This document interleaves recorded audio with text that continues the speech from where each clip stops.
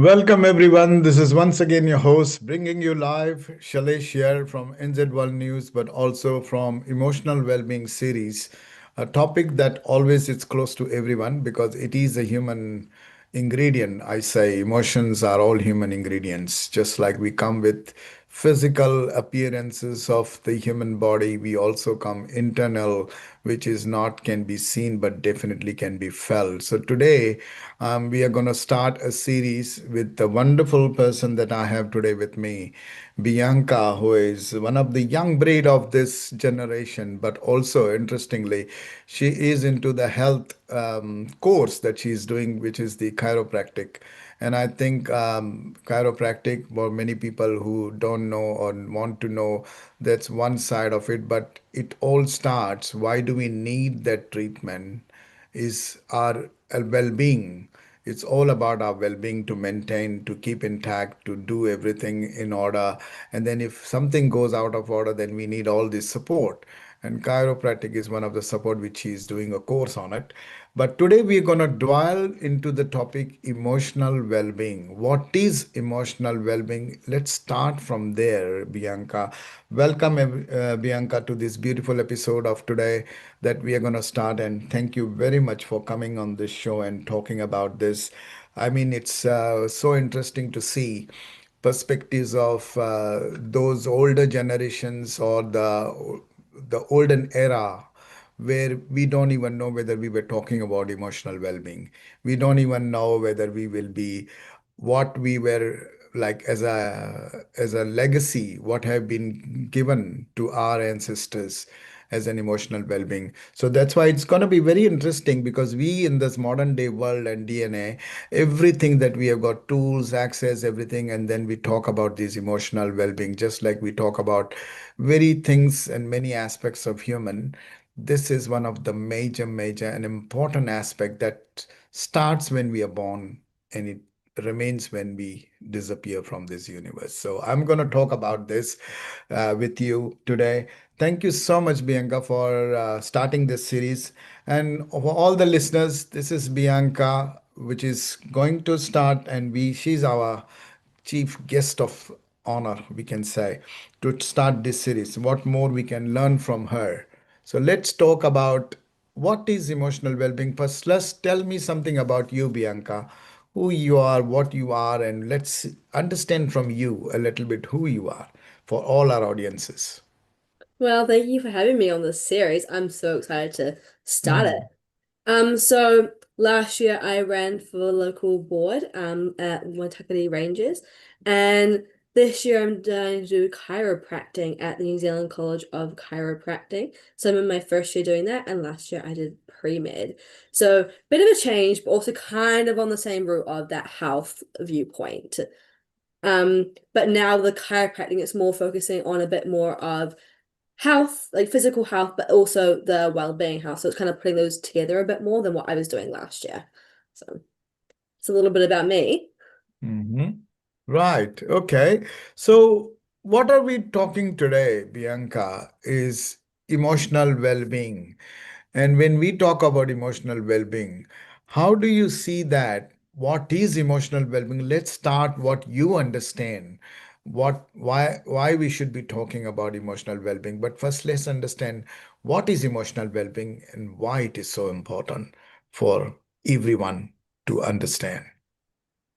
Well, I think everyone's got a different viewpoint about what emotional well-being is to them based on like how they've been brought up, what Mm-hmm. how old they are. So that really influences how they view it personally. But how I view it is your emotional well-being affects not only your mental state, but it affects your physical health as well. So a Mm-hmm. perfect example I have of that is stress, right? So when you're stressed, you can get things like stress rashes, where you can physically see the Mm-hmm. impacts of your mental well-being on your body. Or when you're stressed, you can be put into a flight or fight um situation. So your body is constantly pumping your blood at a higher rate, right? Mm-hmm. And that puts a Mm-hmm. lot of physical stress on your heart. And if you're having chronic stress your entire life or even just a long period, you can actually be at a greater risk for having heart Mm-hmm. issues like a heart Mm-hmm. attack because you're heart has been overworked for such a long period of time. So Mm-hmm. mental well-being, it's not just about your mental health, but it's also highly correlates with your physical health, Mm. if that Mm. makes sense. Yeah, yeah. So because it goes hand in hand, right, Bianca? Like Yeah. the health is the physical part of it, we call it. But then I see it emotional well-being, or rather than mental well-being or mental health, I always like to call it emotional well-being. And emotional is all about our inside and inner self that only we know, that only one person understands about their own emotion well-being. So when it comes to that, and if I have to understand from you, one is the outer side, which you rightly said is the health aspect, which, our internal activity is so constantly changing inside that whether our bloodstream, whether our cells, whether our reactions, whether our, all that is all correlated with our emotional well-being, which is the emotions inside. So when I talk about that inner self of emotional well-being, how do you differentiate that, because that I cannot treat, I can treat your health in terms of what I see, but what I don't see, it's only you have to heal yourself, right? Yeah. How do you see that point as in terms of, what we want to understand? That's a really hard one because seeing it as it's a lot easy to like talk about something you see, right? Because you're Yeah, like, I yeah, I know, I see that, know. I can That's see the part right. of me. That's Yeah. But when you don't see it, it's really hard to define what it correct. is because you hear everyone's coming at you with a different point of view of what they view it to be. And you're like, oh my God, I've heard this, I've heard this, I've heard this. So you're like kind of Mm, like, so what? What is it? What am I experiencing? Because mm, one person's experience is going to be completely different to another person's correct. experience. So, Hmm. yeah, it can be really hard to distinguish that for your own personal experience. But I think it is being in a state where my well-being is not limiting my ability to do what I wish to do. So it's not Hmm. limiting my ability to be able to go outside and go on a walk or be able to Mm, interact with yeah, correct. peers. It's allowing me to do what I want to do without any limitations, without anything holding me back. Mm. So yeah. Like for instance, like if I had to talk to you in terms of like, and all listeners will relate that, we go to a doctor to see to if we have physical injury, if we have external injury that they can see and they can treat, and you can see and you know what they are treating. But when you go to a doctor or to a professional like chiropractic, physiotherapy, or anything, and you have got these internal injuries or internal well-being that we feel that it's not right, and I still want to see a doctor, but then you don't know what doctor is seeing our emotional well-being. How do they treat that? It's very mind-boggling kind of a thing. Like, how do you get treated? And then they say, oh no, it's you heal yourself or you do this on your own more than what doctors tell you. Or doctors always tell you, be calm, be confident, be courageous, whatever, and then be think positive and all of these things that they tell us. So what they are telling us is literally asking us to do all the inner healing through ourselves. And that's then becomes the question like, what is emotional well-being? How do you define emotional well-being in that regard? What do you say? What do you think? Hmm. How do you want to put it that way? I think a part of being having everyone kind of views good emotional well-being on a different level. Like mine is different to what yours could be, Correct. right? Absolutely. Yeah. Personally, I think a part of having good emotional well-being is being able to be present. Mm, So yeah. not being I think like something that everyone struggles with is the idea of, oh, I did this like embarrassing thing in the past, and like they're dwelling Sure. on something that Yeah. happened in the past, and that blocks you from being present. And that same Mm, idea can happen with the future as well, where you're like, I don't know what path to go down with, like I don't know what uni degree to choose to do, and hmm. creating that fear and anxiety about the future, Mm, right? Which blocks you from the present, and blocks you from the now, and it keeps you in this idea of what if, or yeah. what if I did this better, or what if I changed this? Absolutely. And if you're not in the present, it makes it a lot harder to deal with things that happen in your life. So ups and Hmm. downs, it makes it a lot harder to deal with those downs in your life. Mm. But if Mm. you're able to stay within a present Mhm. mindset when you're only focusing on one task at a time and you're just moving through life at the present and in the moment, it makes it a lot easier to combat anything that changes because change can really affect how you Absolutely. are emotionally able to deal with things. Absolutely. I think very well said because living in the moment or the present is very important. But then a counter question to that and challenging to you is I want to ask you, so is that the thoughts, as you said, like, constant change is happening. So is that the thoughts that are literally driving these emotions? Literally, like, when you said you don't want to look at the past, you don't look at the future, or you don't get stuck into what has happened in your life in the past, and those thoughts, they keep coming. But then these are the thoughts. Do you think they are the driving factors of our emotions? And everybody has got a different emotions, as you rightly said. But then how do you make those thoughts go away or to live in a present moment to say, hey, enough, I want to live in my present moment? How do you teach your mind? How do you teach your, you know, inside? Yeah, I do think it is a thought because when people have a fear of public speaking, it's quite a common fear to have, Wow. and you Mm-hmm. get nervous and anxiety about it, and that's all because of thoughts, right? It's all because of what are other people gonna think of me? Everyone's watching me, everyone's looking at me. Everyone's wanting me to say something, but I don't want to say it. It's kind of the fear that people Mm, have about mm, public mm, speaking. But if you change that mindset and you change those thoughts about it, and you think, oh my God, this is so exciting. All these people are here to listen to what I have to say. They mm, want to listen to what I say. That if they think that I have the knowledge. So if you're able to change that mindset and change those thoughts to something positive instead of negative, and just changing how you view it, you're mm-hmm, able to make the present experience more manageable and less overwhelming and scary. mm, mm. Right, right, right, right. I think that's yeah, that's very understandable. But I want to understand from you, like, how do you cope in terms of, there is history and then there is future, and then there is in the middle that we want to live every single moment, irrespective of whatever our past history, irrespective of whatever future going to happen. To combat between these two pillars and then create your own one inside, which is the present moment.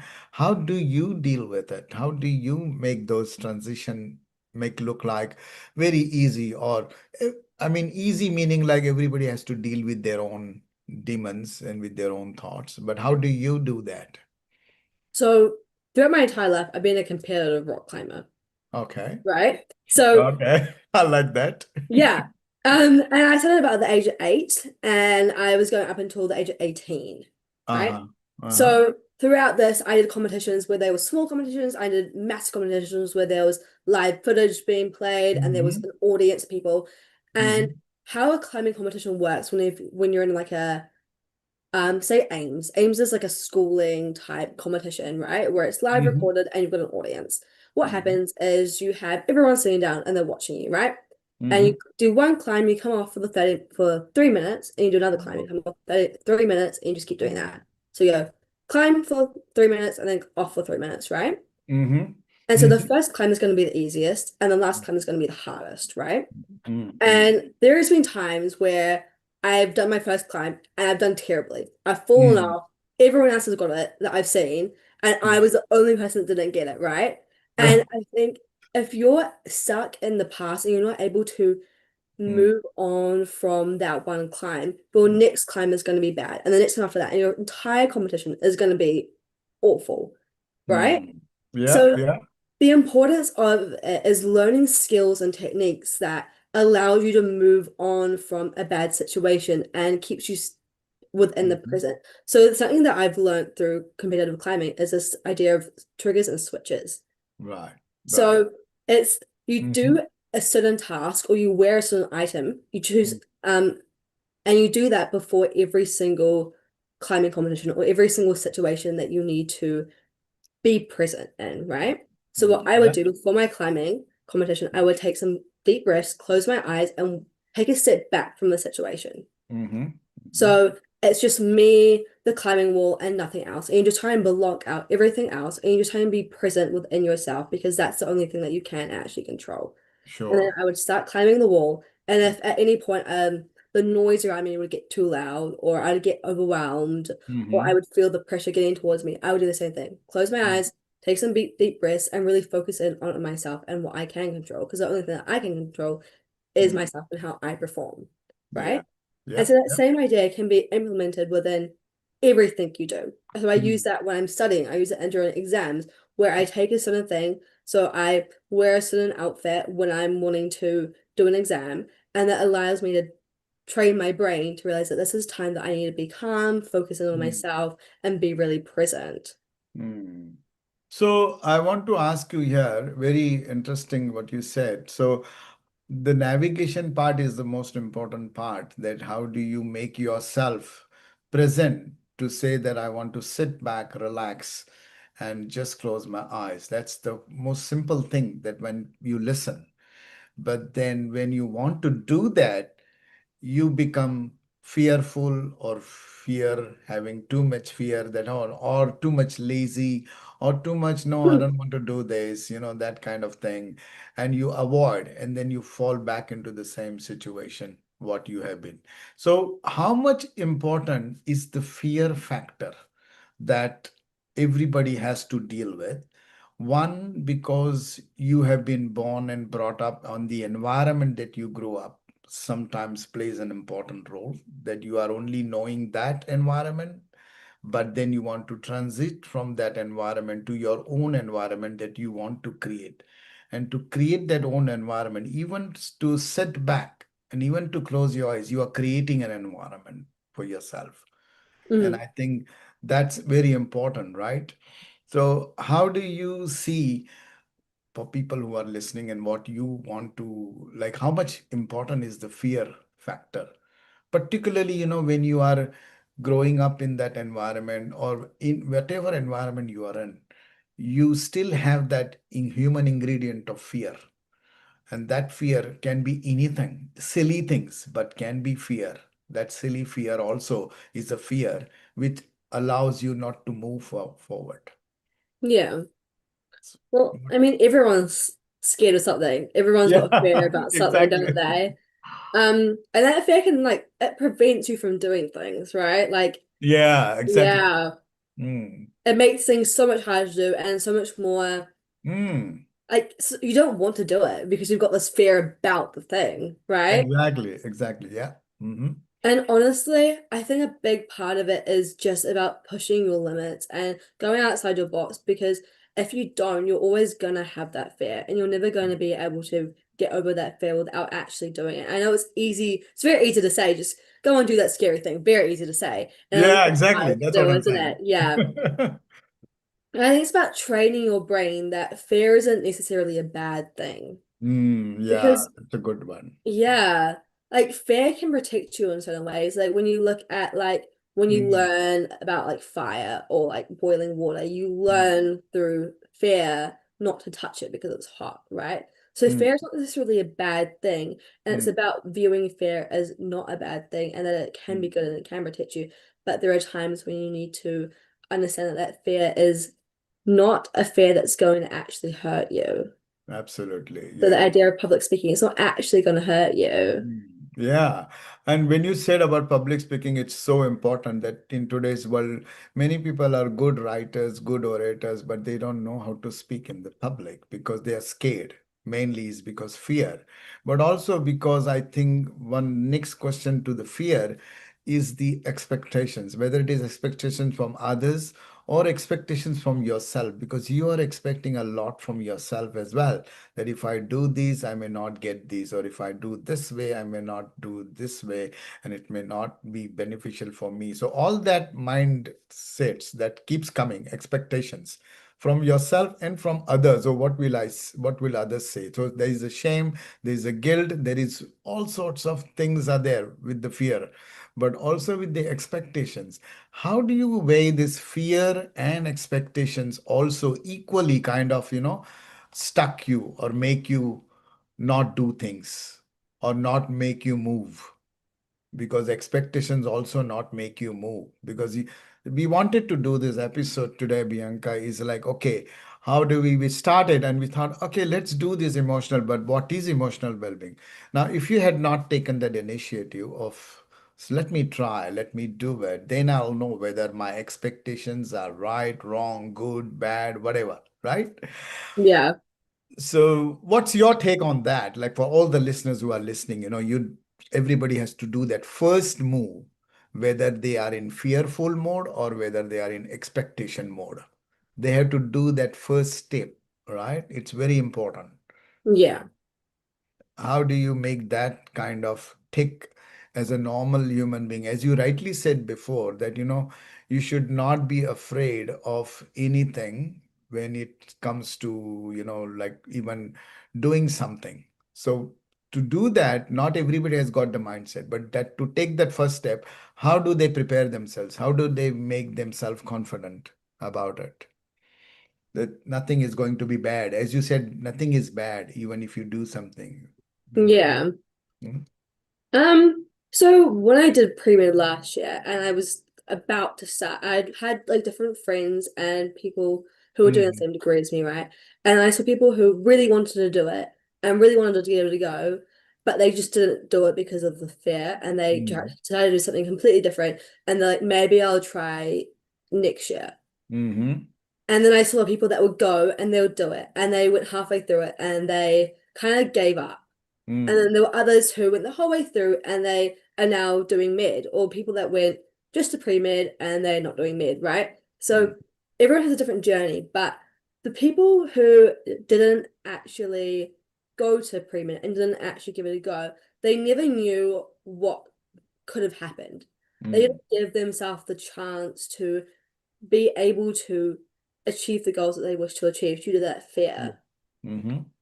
And I think that that fear it stopped them from being able to have a life that they could have had. And so I think it's about weighing up your the benefits and the risks. Like pre-med was an extremely hard experience, and I'm really glad that I did it.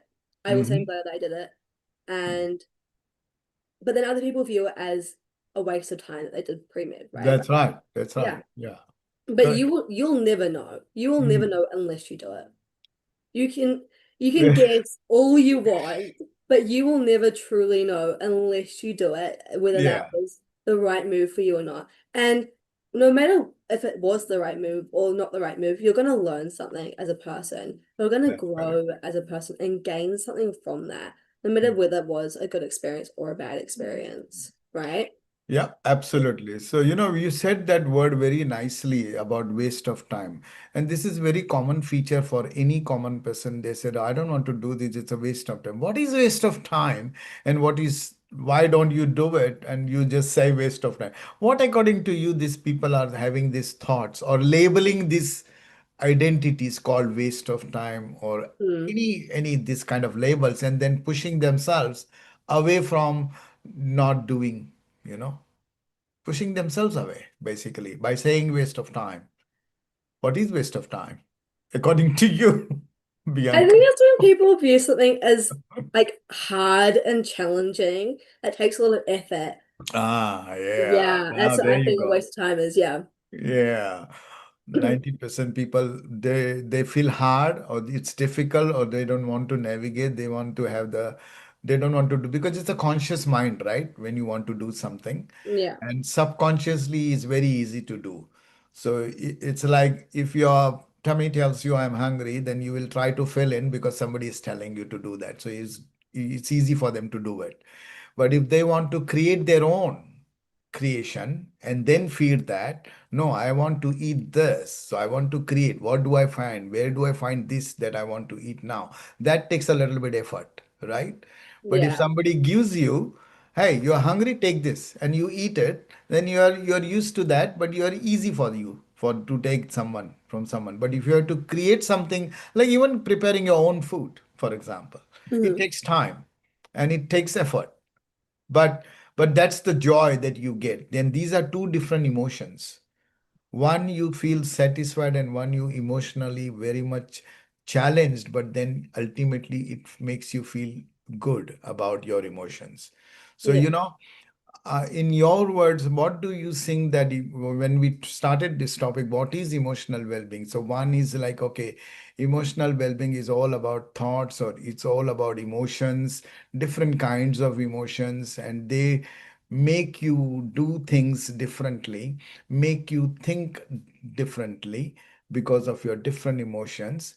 But then you have in charge of these emotions, and most of the time emotions are charged in yourself because they let you do things rather than you let the emotions tell what I want to do. How do you see this one as for our listeners, that how do you navigate this? What's your take on this when No, I it fully agree with you. I think emotions they do control your life rather than you controlling your emotions, right? yeah, that's So right. Mm-hmm. yeah.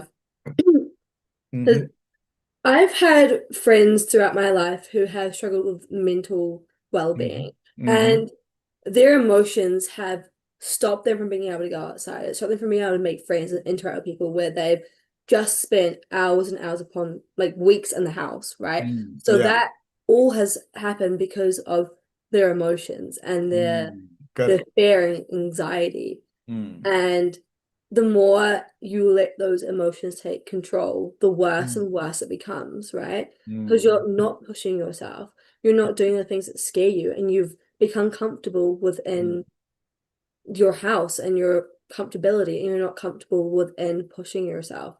So it's Yeah. about becoming comfortable within the unknown, right? Mm. Mm. Because if you're able to become comfortable in the unknown, you're able to take control of those emotions. You're able to become Yeah. okay with feeling a certain way about an experience, but Yeah. you do it because you know that it has a benefit, and you'll be able to grow and you'll be able to learn more about yourself and become a better person. Absolutely. I think it's another interesting part. I don't want to give away today everything like what are the causes of emotion. We are discussing more about what is emotional well-being. So I want to differentiate. You talked about friends, and it's very important. All our near dear ones who we interact on a regular basis, they are one of the most direct influence on our emotions because we deal with them, they deal with us. We even silly things we talk, or even serious things we talk, or whatever we want to do, we interact. Now there is two ways of interaction. One is one you interact with your family or immediate peace persons, people that we every day see them regularly and meet them regularly or live with them regularly. And then there are friends who come very often, but they all have like emotions. We are attached emotionally anyway with some or the other things, and we are dependent on each other's emotions. How do you see that plays when it comes to emotional well-being? Like, you have to navigate to all these different kinds of emotions. One, with your family members, you have a separate kind of set of dealing or healing. And then you have friends who also separately deal and heal for us, for everyone, Yeah. basically. What's your views on this when it comes for you yourself? Tell me about that. How do you deal that? Well, you know the idea of like who you hang around you will become. Yeah, okay, that's a good one. Yeah, Yeah. So I a kind of very view it good like one. that. So your friends and your family's mental well-being, Mm-hmm. it can become your own eventually if you spend a Mm-hmm. lot of time around them, right? So how others act and how Yeah. they speak and their mental well-being, because it reflects in how they act and how they speak, Mm-hmm. it can become your own, and you can take on that as yourself, and you can take on whatever they've got on their shoulders on your shoulders too. So I think it's Mm-hmm. really important to create strong relationships with people that are in good mindsets and the same kind of place that you are at. So you're Mm-hmm. able to push each other and help each other instead of pulling each other back. Mm. Yeah. And sometimes you don't realize that what you are getting and who you are becoming by Yeah. just you don't realize. And that is where I think is the our conscious mind and our subconscious mind. We have to keep assessing each time, basically. But that's the hardest part, right? We don't want to do. We just want to get become a victim of it, or we get want to be trapped into whatever we get into. that way, right? Yeah. So, but I want to ask you further one to related to this is, sometimes your friends say do this, don't do that, and then your family says similar kind of thing, don't do this, don't do that, all that stuff, right?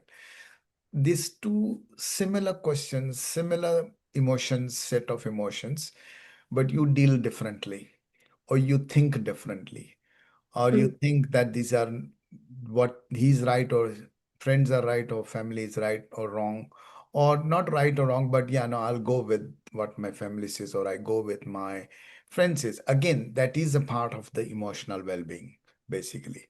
Yeah. And so, what's your take on that? Like, if you want to stray with your emotional strongly with what you want to control or be confident about, it doesn't matter whether you listen to friends or family. What is right for you? What is right for your emotions? It's what matters, because ultimately you have to deal with your emotions, whether you've become a victim of your friends or victim of your family, or go against any of those, right? Yeah. How would you describe this as, like, what is important to you?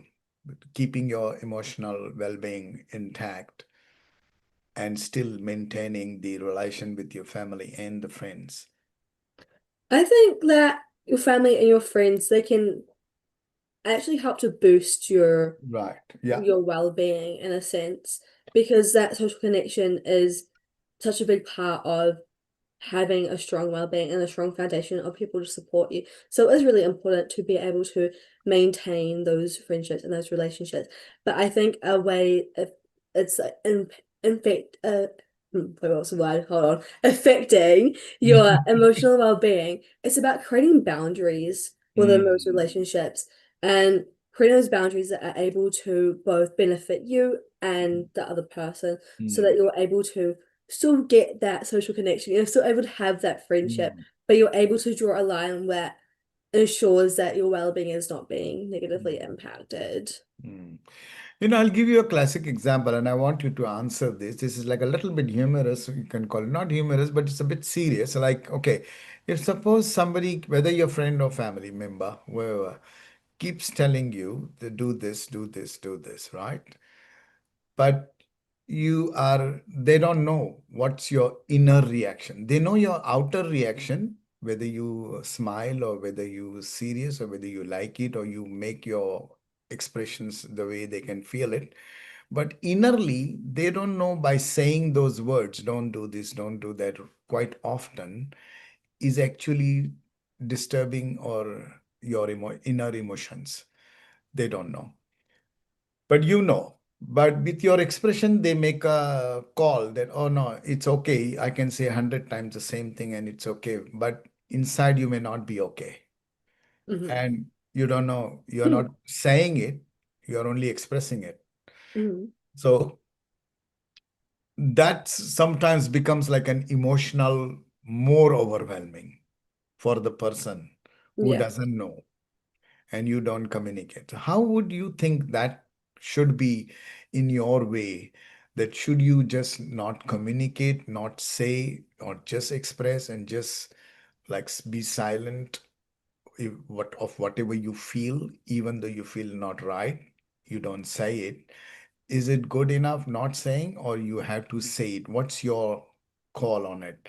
You should speak it out rather than not saying, so that your emotions and their emotions and they get a clear message and you are clear. How do you see this? Because 90% people don't do that, right? They Yeah. just keep quiet.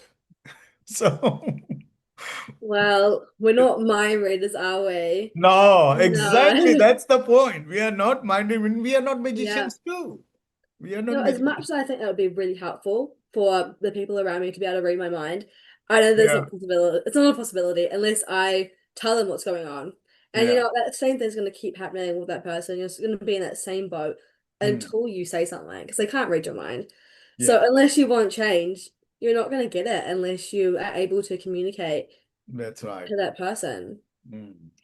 So, for your emotional well-being, when we talk about what is emotional well-being, this is one of the biggest ingredient as well. That you don't talk. you keep silent, and then that affects your emotion well-being. And so that is one of the part and parcel of everybody's life. So expression, in other words, do you think that everyone should be more expressive than suppressive? In your view, what should be the norm? Yeah, of course, because people, even just with body language, right? People can find it hard sometimes to dictate whether Exactly. what you're Yeah. thinking. So if you're able to verbally express those words, even though it's just small amounts, then Mm, you're gonna be able to communicate to others and people are gonna be aware of what's going on or just have a little bit more of an understanding, which can help mm, actually support your mental health mhm. and support theirs. Yeah, exactly, exactly. So that is something that was. So what are the things like, when we talk about today, what is emotional well-being? So you said emotional well-being is our thoughts that keeps also disturbs and creates emotional well-being. Then what you said at the start was very good, like the physical health also is hand in hand that goes with the emotional well-being. That also creates emotional well-being, our health and our physical health on whatever levels we think about. But then another thing is in the emotional well-being is also one of the ingredient is the food that we intake. How do you see food becoming a big part of the emotional well-being? Because when we talk about what is emotional well-being, we can't live food without it. We can't live drinks without it because that's a part and parcel of our existence. How do you see that as our emotional well-being? This food, this drinks, different Yeah. kinds. Well, food directly impacts your physical health, which can then directly impact your mental health, right? Because they go Mm. hand in hand. Yeah.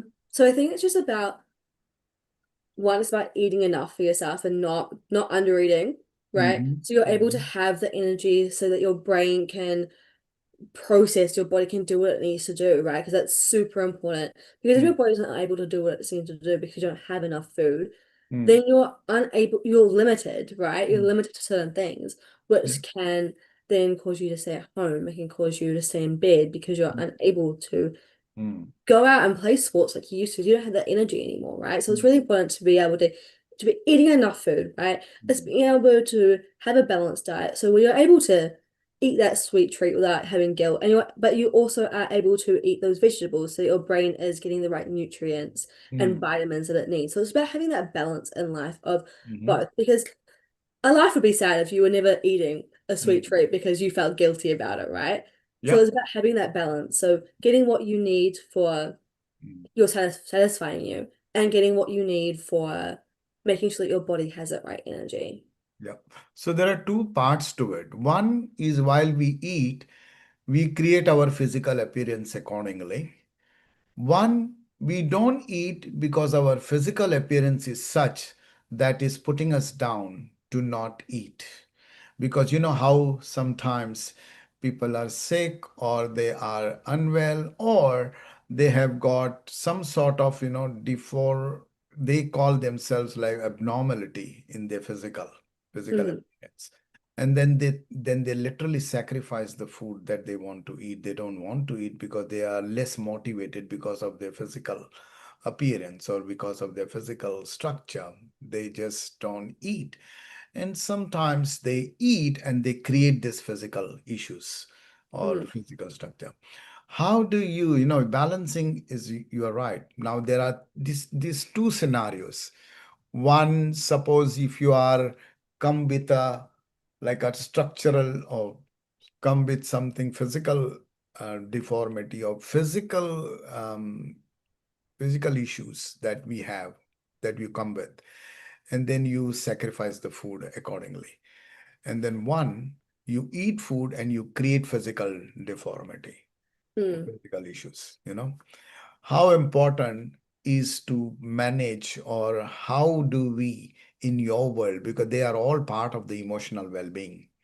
And this is what we are talking about today, is what is emotional well-being. Emotional well-being can be created by such events in your life, in the history, in the future that you think. How would you describe, and how would you think, what's your way of dealing with those two scenarios? I think with like modern technology, everyone's exposed to a lot more Hmm. information and different people or different bodies and different beauty points. It's all fed to us by social media, right? Yeah, Potential yeah. exposure of people, Correct. um, which makes it really hard for people to have Hmm. a good relationship with food. Absolutely.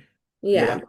And I think the most important thing is to be able to build a positive relationship around food. Hmm. So it's knowing what your body needs to function. And it's not about, I saw that influencer and That's correct. she did this, but because you're completely different to that Hmm. influencer, you're Hmm. living a different lifestyle compared to that influencer, Hmm. different person. So that influencer is not you, and Hmm. it's not what you need, Yeah, right? To of feel your body. So it's course. about, yeah. It's That is about being very in important. tune, isn't it? Hmm.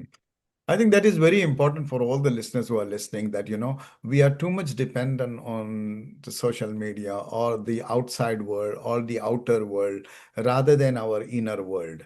And our inner world is totally different to everybody's inner world. So we shouldn't be comparing or competing. There is no competition or comparison because our emotional well-being is our emotional well-being, and we only are the best judge, not others' influence to judge us. Because they can influence by saying that, oh, I eat this, or I put this on my face, or I put this on my hair, and this is all I get, good and bad. That's okay, but that's there. That's not who you are. That's not what is going to happen to you, even though you think it may happen. It is just a thought that they are putting in your mind. But as you said before, unless you try and do it, that fear will not go away. Yeah. So that's the bottom line of it. So yeah, so in terms of that's very well, Bianca, you said that. So what's finally we want to come down to this topic of what is emotional well-being is like how do you sum it up? Like, what are the things that all the listeners who are listening should be really aware, or should what you think is that you have been doing for so long since eight, and now you are at that after 10 years, and how you want to keep going with that mindset. How would you describe that? Sum it all up. I think emotional well-being is about your mindset, it's about your thoughts, and Mm-hmm. about the attitude you have towards life, right?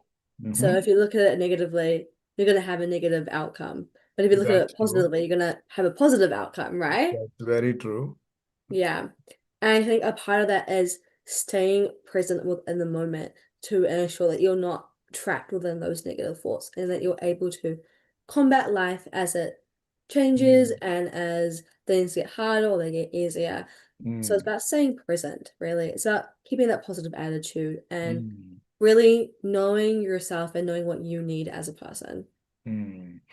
No, I think very well said. You sum it up quite nicely at the end, like, where we started, that living in the present moment is the most important part of your emotional well-being because you can have a past history, you can have events happen to you in the past, but that is gone.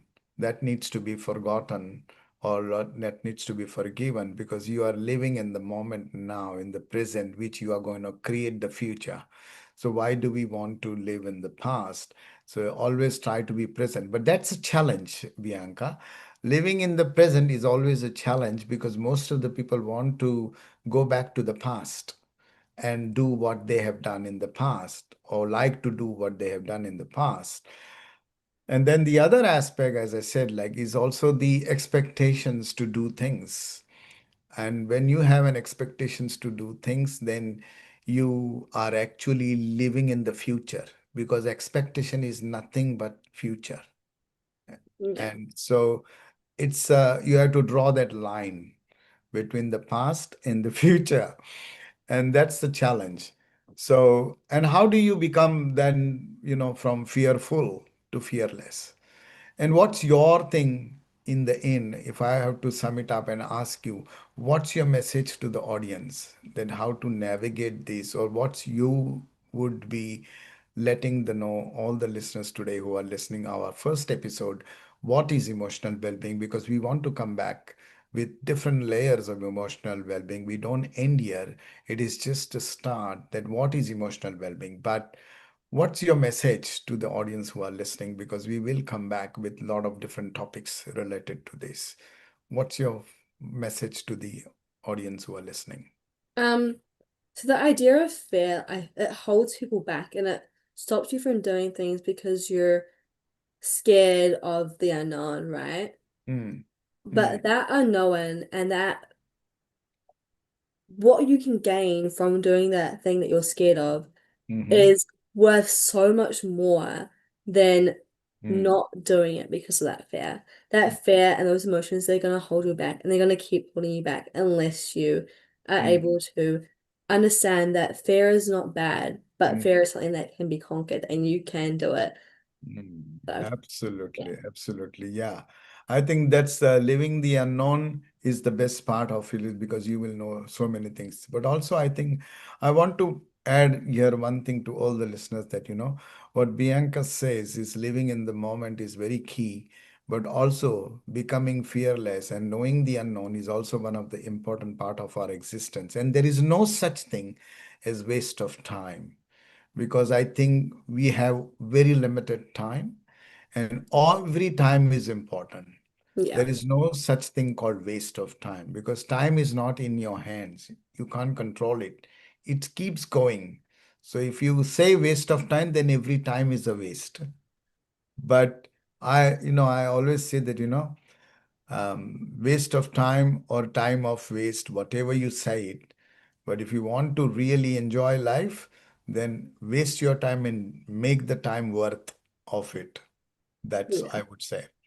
So with that, Bianca, this is beautiful conversation we started with what is emotional well-being. I think we will come back to the other layers of the emotional well-being, like what are the causes, why does it cause? We did touch today on certain elements of, how it happens or how it's created through our thoughts, through our constant thinking, to our constant changes, that we are part and parcel of our emotional well-being. But that doesn't go away. It's in our control. We can manage it. But let's see next topic when we do. We will come back with you, all the listeners, and please let us know if you want to know more about what you want to understand from emotional. We will try to take up that topic and see how we can best, correlate and take our opinions and our suggestions with our own experiences as Bianca rightly said that she had made those changes since she was 8. So you can understand where she is heading with her own mindset. With that, thank you very much, Bianca, for this beautiful conversation. And finally, I want to say last message to you, give the mic to you and say that what is your final word when it comes to what is emotional well-being to all the listeners? And then we'll end there. Well, I just want to say thank you for having me on this podcast. It's been so great and I can't wait to do the next episode. But Yeah. I think mental well-being is really about how you personally view it. And Mm, your mindset and the way you personally view things affect everything to do with your life, mm, right? mm, So if you have that fear and the anxiety about things, that's gonna affect every aspect of your life. But if mm, you're able to switch that and turn it into just something positive where you can mm. laugh about it or you can view it as a fun thing, it's Mm. gonna positively affect every aspect of your life. So it's really about that mindset and trying to flip it to something from something negative to something positive. Absolutely, very well said. So, knowing the unknown and all your environment is very, very important because that is a part and parcel of our emotional well-being. So, thank you so much, Bianca, for this beautiful episode, first episode, and I'm excited to get into my second episode and pick your brains on it. But I think for all the listeners, please do write to us what you want to know and how is your emotional well-being that you have created. For as she rightly said, that it's your personal view, it's your personal thing, and everybody has to deal with personally. But with that note, we will come back to you. Till then, bye for now. And thank you, Bianca, once again for coming on this show and starting this beautiful episode. What is emotional well being? Come back to you soon. All listeners, goodbye for now. Thank you. Thank you.